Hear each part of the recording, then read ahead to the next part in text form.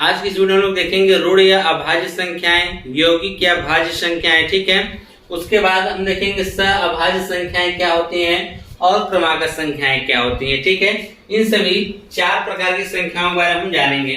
सबसे पहले जो आपका दिया गया ऋण या भाज्य संख्याएं क्या होती हैं, ऋण या अभाज्य संख्याएं क्या होती हैं। कहा गया कि वे प्राकृतिक संख्या जो एक या अपने को छोड़कर किसी दूसरी संख्या से भी विभाज्य न हो। यहाँ कहा गया है कि एक और स्वयं को छोड़कर किसी से भी किसी दूसरी संख्या से विभाज्य न हो ऋण संख्याएं कहलाती हैं। जैसे 2, 3, 5, 7 दिया है, इसका मतलब यह हुआ कि यह संख्याएं एक और स्वयं के अलावा किसी से नहीं कटती हैं। वे सब क्या कहलाती हैं, ऋण या अभाज्य संख्याएं कहलाती हैं। 2 है, 1 से कटेगा या स्वयं से कटेगा। 3 है तो 1 से कटेगा या 3 से कटेगा, किसी और संख्या से नहीं कटेगा। 5 है तो 1 से कटेगा और 5 से कटेगा, इसके अलावा किसी और संख्या से नहीं कटेगा। 7 है तो 1 और 7 के अलावा किसी और संख्या से नहीं कटेगा, ठीक है। अगर आप 8 लेते हैं तो 8 देखेंगे आप तो 1 से भी कटेगा। 8 जो है वह 1 से भी कट जाएगा, 2 से भी कट जाएगा, 4 से भी कट जाएगा और स्वयं 8 से भी कट जाएगा। तो 8 देखिए जो है वह कई संख्याओं से कट जा रहा है, तो यह अभाज्य संख्या यानी ऋण संख्या नहीं होगी। ऋण संख्या की शर्त है कि वह एक और अपने अलावा किसी और संख्या से न कटे। जस्ट इसी का उल्टा जो हमारा होता है यौगिक या भाज्य संख्याएं होती हैं। देखिए अक्सर हम भाज्य और अभाज्य संख्याएं तो जानते हैं, लेकिन जब हमसे ऋण संख्या या यौगिक संख्या पूछ देता है तो इसमें हम लोग कंफ्यूजन हो जाते हैं। ऋण संख्या में जान जाइएगा कि वह अभाज्य संख्या को ऋण संख्या कहते हैं और यौगिक को क्या कहा जाता है, भाज्य संख्या कहा जाता है, ठीक है। इसको आप याद रखेंगे। यौगिक क्या है, ठीक इसी का उल्टा डेफिनेशन है कि वे प्राकृतिक संख्याएं जो एक या अपने को छोड़कर किसी दूसरी संख्या से भी विभाज्य हो, इसमें विभाज्य न हो, इसमें विभाज्य हो, तो यौगिक संख्याएं कहलाती हैं। जो कट जाएंगी एक और अपने को छोड़कर किसी भी संख्या से अगर नहीं कटती हैं तो वह ऋण या अभाज्य कहलाएंगी। जो कट जाएंगी वह यौगिक या भाज्य कहलाएंगी। जैसे देखिए 4 कट जाता है तो 4 में अगर हम देखेंगे तो वह 1 से भी कटता है, 2 से भी कटता है और स्वयं 4 से भी कटता है। तो हम देख रहे हैं कि 1 और स्वयं के अलावा 2 से भी कट रही है ना। कहा क्या गया, प्राकृतिक संख्या जो एक या अपने को छोड़कर, तो एक और अपने को छोड़कर किसी और भी संख्या से तो कट रही है, इसलिए इसको हम लोग भाज्य संख्या की श्रेणी में रखे हैं। और इसमें जो संख्याएं रखी गई हैं वह अभाज्य, क्योंकि इसमें एक और स्वयं के अलावा किसी और से नहीं कट रही थी, इसलिए इन्हें अभाज्य संख्या या ऋण संख्या कहा गया है, ठीक है। तो यह अभाज्य और अभाज्य यानी ऋण और यौगिक में डिफरेंट देख लीजिए, ठीक है। और अगर हम 6 की बात करें, 6 भी जो कि 1 से कटेगा, 2 से कटेगा, 3 से भी कटेगा। 9 की बात करेंगे तो 1 से कटेगा, 3 से कटेगा और स्वयं खुद 9 से कटेगा। या यूं कह सकते हैं कि अगर इनका गुणनखंड करने पर जिसके 2 गुणनखंड सिर्फ प्राप्त हो, कितने गुणनखंड, 2, वे क्या कहलाएंगे, ऋण या अभाज्य कहलाएगा।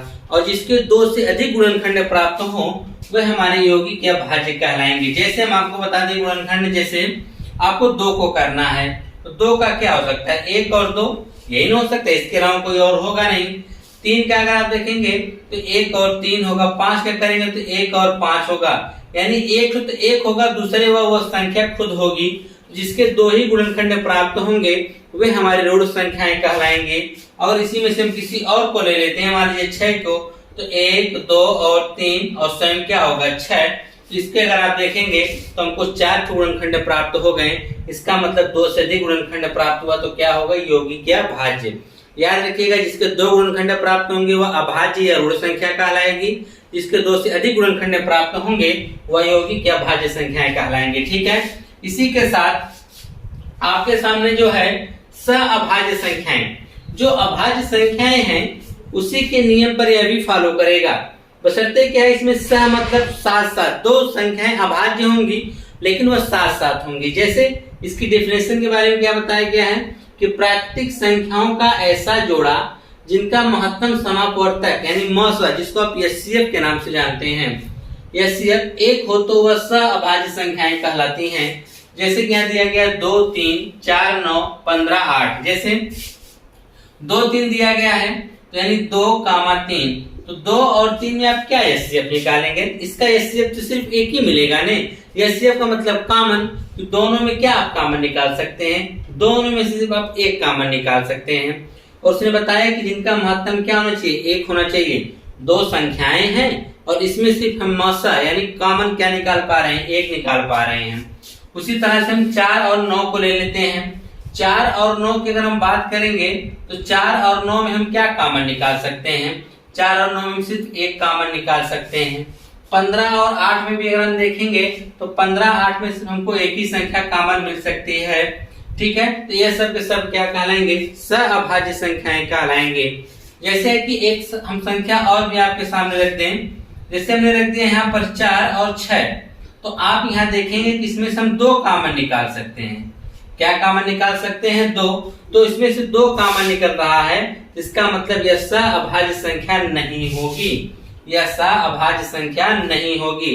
सह मतलब साथ साथ, अभाज्य संख्या मतलब जो किसी से न कटे, यानी साथ साथ जो किसी से न कटे। यानी 1 2 2 से कटेगा, 3 3 से कटेगा, समझ में बात आ रही है? 4 4 से कटेगा, 9 9 से कटेगा। ये दोनों किसी एक ही संख्या से नहीं कटेंगे। जब भी कटेंगे तो अलग अलग संख्या से कट रही हैं। ठीक है, इसका मतलब है क्या होंगी? सहअभाज्य संख्याएं होंगी। ठीक है, अगला जो नंबर है क्रमागत संख्याएं। अक्सर देखिए क्रमागत संख्या के नाम से ही आपको पता चल जा रहा है क्रमागत, यानी जो क्रम से आने वाली संख्याएं होती हैं क्रमागत संख्याएं कहलाती हैं। जैसे इसकी डेफिनेशन दी गई है कि संख्याओं की ऐसी श्रेणी जिनमें प्रत्येक अपने पूर्ववर्ती संख्या से एक बड़ा हो क्रमागत संख्याएं कहलाती हैं। पूर्ववर्ती संख्या मतलब किसी संख्या के ठीक पहले वो पूर्ववर्ती कहलाती है। अनुवर्ती मतलब ठीक संख्या के बाद की संख्या क्या कहलाती है? अनुवर्ती संख्या कहलाती है। तो इसमें कहा गया है, इसी एग्जांपल देख लीजिए, जैसे 5 6 7 8 या 92 93 94 95 यही दिया गया है। ठीक है, क्रमागत संख्या का मतलब क्या है कि जो संख्याएं जहां से भी शुरू हो उसके में सिर्फ अगली संख्या में एक एक की बढ़ोतरी की जाए तो वह सब क्या कहलाती हैं? क्रमागत संख्याएं कहलाती हैं। और हाँ, यहाँ क्रमागत संख्याएं कई प्रकार की भी हो सकती हैं। क्रमागत सम संख्या, क्रमागत विषम संख्या, क्रमागत भाज्य संख्या, क्रमागत अभाज्य संख्या। जिस प्रकार से हम क्रमागत लगाने के बाद हम जो भी संख्या लगा देंगे उसके बाद जैसे हम आपसे कह दें कि क्रमागत विषम संख्या, क्या बोल दें? क्रमागत विषम संख्या। तो क्रमागत विषम में क्या आएगा? 1 3 आएगा, 3 के बाद 2 सम आता है, 2 को नहीं लेंगे क्योंकि हमको विषम लिखना है। फिर हम 3 लिखेंगे, 3 के बाद क्या लिखेंगे? 5 लिखेंगे, 7 लिखेंगे, 9 लिखेंगे, 11 लिखेंगे। ये सब के सब क्या है? क्रमागत विषम संख्या है। अगर सिर्फ क्रमागत संख्या बोलेगा तो उसमें आपको प्राकृतिक संख्या को लिखना पड़ता है, यानी कहेगा क्रमागत प्राकृतिक संख्या कहेगा, क्रमागत विषम संख्या कहेगा, क्रमागत सम कहेगा। तो जो संख्या जैसे कहेगा उसको उसी के हिसाब से लिखना है। जैसे कि यहाँ पे सिर्फ कह दे क्रमागत, तो यहाँ पे जो संख्या लिखी वो प्राकृतिक क्रमागत संख्या है। ठीक है, इसे 5 6 7 8 92 93 94, अगर मान लीजिए 70 से स्टार्ट हो तो 70 71 72 73 74 75। ठीक है, अगर क्रमागत सम कहेगा तो क्रमागत सम के लिए आप जानते हैं क्या होगा? 2 होगा, 4 होगा, 6 होगा, 8 10 12। ये सब क्या है? क्रमागत सम संख्याएं हैं। और ये क्या है? क्रमागत विषम संख्याएं हैं। इसी प्रकार से आपसे पूछ देगा क्रमागत ऋण संख्याएं कौन कौन सी होती हैं? तो ऋण संख्या ये सब क्रमागत ही लिखी गई। 2 2 के बाद 3 है, 3 के बाद 4 आता है। 4 जो देखेंगे आपकी भाज्य संख्या है, लेकिन हमको लिखना है क्या? अभाज्य। अभाज्य क्या होगा? 5 होगा। 6 क्या होगा? ठीक है, 6 आपका भाज्य में चला जाएगा तो 7 क्या होगा? अभाज्य होगा। तो इस प्रकार से संख्याएं हैं। ठीक है, इंतजार कर लीजिए, मिलते हैं नेक्स्ट वीडियो में नए टॉपिक के साथ। धन्यवाद।